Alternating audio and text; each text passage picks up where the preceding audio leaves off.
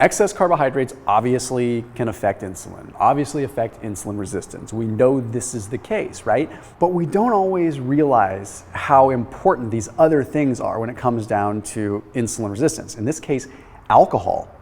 It does something that's very interesting, and it triggers what is called a late phase insulin response. I'm going to explain mechanistically how this works, and also I'm going to share some data with you so you understand, because it really is a big driver. Maybe this whole visceral fat problem that we have, maybe a lot of the type 2 diabetes issues we have, a lot of it might come back down to alcohol being not a root cause, but definitely adding insult to injury. After today's video, I put a link down below for Hop Water through Thrive Market. So Thrive Market, online membership-based grocery store, but I wanted to mention Hop Water, and I'm not even paid by Hop Water. I just wanted to mention it because I've tried it out. Hop Water is an alternative for alcohol. It's still made from hops, but it has 5-HTP and it has some other components in it that make it a little bit more like a nootropic. So if you want something that serves a similar purpose as far as feeling a little bit of just, I don't know, relaxed and a little bit of that feeling without the alcohol, I definitely do recommend them. I just think genuinely it is a really good product, and I know that you can get them through Thrive Market at a pretty darn good price. But if you use that Thrive Market link down below, you'll save 30% off your entire grocery order. So whether you get Hop Water or not, you can use 30% off your entire grocery order.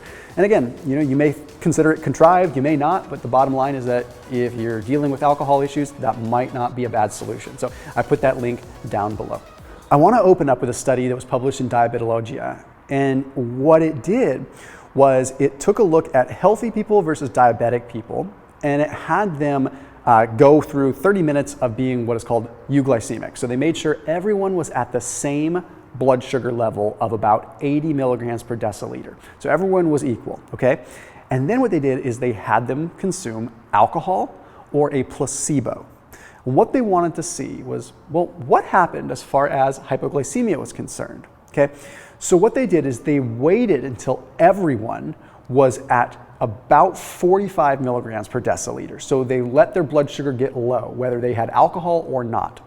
Here's the kicker.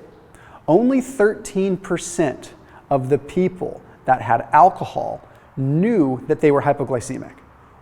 That is sketchy, right? Okay.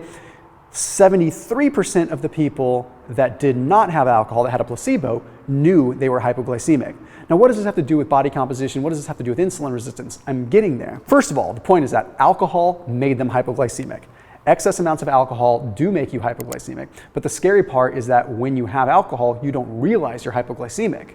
So your cues are just completely out of whack. Alcohol induces what is called a late phase insulin response, which means it triggers the pancreas to produce insulin in a very delayed, random sort of fashion. And it does this because it redistributes blood flow. So you never notice, like when you drink, you get really red-faced, right? Well, it's because you have weird redistributions of blood flow, okay? And I say weird because there's a lot of different things. Maybe it's not weird, but there's a lot of different places that blood is sort of redistributed. The pancreas is one of those, and it redistributes blood from the exocrine region to the endocrine, so the outside of the pancreas into the inside. And that actually triggers this blood flow to the pancreatic beta cells. It triggers a delayed insulin response, even if people didn't eat. So that can trigger blood sugar to drop. That's why people go hypoglycemic if they drink too much. It's pretty weird, right? Now, what does this have to do with insulin resistance exactly? Well, anytime we're having random spikes in insulin, it's not exactly good. Any additional spikes that are unnatural are not good. So I want you to envision this for a second. You just had a high carbohydrate meal and your body is doing what it's supposed to do. It increases insulin to bring glucose down and glucose into the cell, and there you go, right? Problem solved. Okay, well, if you're trying to lose weight, during the period in which insulin is elevated, you're probably not losing much weight because insulin is what is called anti-lipolytic, meaning it stops hormone-sensitive lipase, it stops stops lipolysis, it stops fat mobilization. And this makes perfect sense. You're going into feeding mode. Why would you be burning at the same time you just fed yourself, right? So anyway, that's neither here nor there. The point is that once you get to this insulin spike and it comes back down, now imagine you had another insulin spike. That was a late phase response. You're basically bombarding your cells with more insulin. And insulin resistance is like a white noise thing, right? It's like a fan. You have a fan going all the time, and eventually you get used to the fan. So your cells get so used to blood sugar, so used to insulin, they just kind of ignore it. Well, the more that you add white noise, the longer you're exposed to it, the more your body ignores it. The best way to sort of kind of reduce this ignoring or white noise is to turn off the fan every now and then, and it'll improve your sensitivity. So if I had a fan running and I turned the fan off, and then I turned the fan back on, you'll probably hear the fan on. But if I left the fan on for 4 hours, eventually you'd tune it out. So the more that we are secreting insulin, the bigger the problem we have. One of the things that I've talked about in other videos is the combination of insulin and cortisol.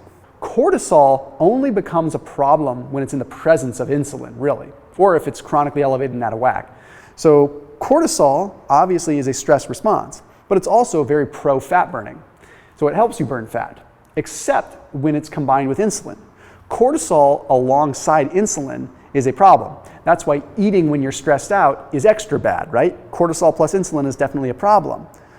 Well, there's some studies that have demonstrated now, large studies with 2,600 men and 900 women plus, that have found that for every unit of alcohol consumed, there's a 3% increase in cortisol spikes. And that doesn't just last acutely. That's a chronic thing that dysregulates cortisol.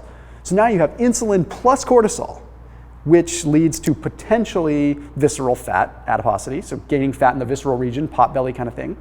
Obviously is not good for insulin resistance because cortisol and that whole adrenocorticotropin kind of response there all has to do with insulin resistance as well.